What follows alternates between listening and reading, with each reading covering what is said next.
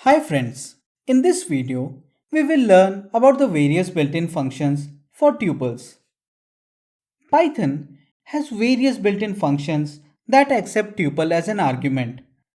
Some of these functions are len, min, max, sum, any, all, sorted and reversed.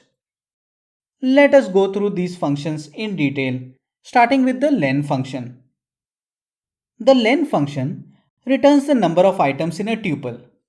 For example, let us assign the tuple containing items string a, int 1, float 3.0 and boolean true to a variable t. Now, executing len of t returns the number of items in the tuple, that is 4. Moving on to the next function. The min function returns the minimum value of numerical items in a tuple. For example, let us assign a tuple containing items int 9, int 1, float 3.0 and int 101 to a variable t. Now, executing min of t returns the item having minimum value in the tuple t, that is 1. For a tuple of strings, the min function returns the first item if the items are arranged in alphabetical order. For example, let us assign a tuple containing items string bat, string cat, and string ape to a variable t. Now, executing min of t returns string ape as it comes first if the items are arranged alphabetically. Moving on to the next function. The max function returns the maximum value of numerical items in a tuple.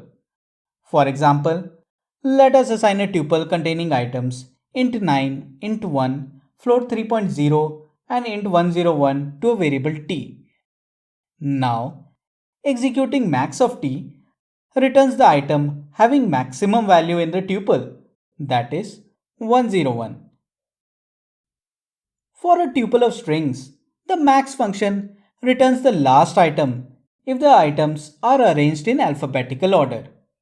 For example, let us assign a tuple containing items string bat, string cat, and string ape to a variable t. Now, executing max of t returns string cat as it comes last if the items are arranged alphabetically. Moving on to the next function. The sum function returns the sum of numerical items in a tuple. For example, let us assign a tuple containing items int minus 9, int 1, int 3 and int 101 to a variable t. Now, executing sum of t returns sum of values, that is 96. Let us take another example where we have floating point values in a tuple. Assign a tuple containing items int minus 2, float 3.2 and float 10.0 to a variable t. Now, executing sum of t returns the sum of values, that is 11.2. Moving on to the next function. The any function returns true if any item in the given tuple has boolean state as true. For example, let us assign a tuple containing items int minus 9, int 0, int 3 and int 101 to a variable t. Now, executing any of t returns true as t contains an item with boolean state as true. In this case, apart from 0, rest all the items have boolean state as true. Let us take another example. Assign a tuple containing items none, 0 and empty string to a variable t. Now, executing any of t returns false as none of the items of t have the boolean state as true.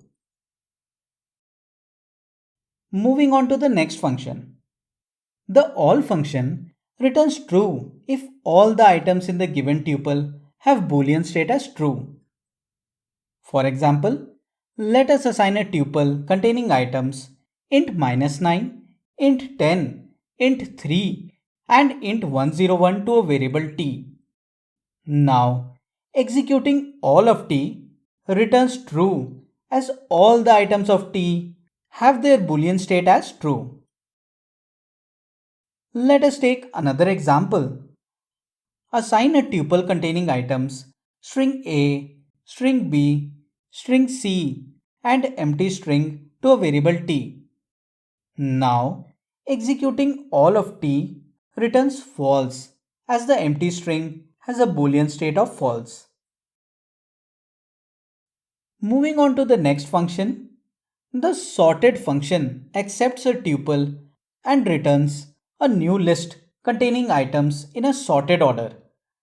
The default sorting order is ascending, where, in case of numerical values, the items are arranged from minimum to maximum, and in case of string values, the items are arranged in alphabetical order. For example, let us assign a tuple containing items 9, -10, 3, and 101 to a variable t. Now, executing sorted t returns a new list containing items -10, 3, 9, and 101, where -10 is the minimum value and 101 is the maximum value. The function also accepts an optional argument reverse, which reverses the sorting order from ascending to descending. For example, let us assign a tuple containing items 9, -10, 3, and 101 to a variable t. Now, executing sorted t, reverse equal to true returns a new list containing items 101, 9, 3, and -10, which is arranged from maximum to minimum. As mentioned earlier, in case a tuple contains string values, the items are arranged in alphabetical order. Let us take a look at an example. Assign a tuple containing items string cap, string by, and string can to a variable t. Now, executing sorted t returns a new list containing items string by, string can, and string cap, where the items are arranged alphabetically. Moving on to the final function. The reversed function, when enclosed in the tuple function, returns a new tuple where the items of a tuple are reversed. For example, let us assign a tuple containing items string A, int -1, float 3.0, and bool true to a variable t. Now, executing tuple of reversed of t returns a new tuple containing items bool true, float 3.0, int -1, and string A. The order of items in this new tuple is the reverse of tuple t.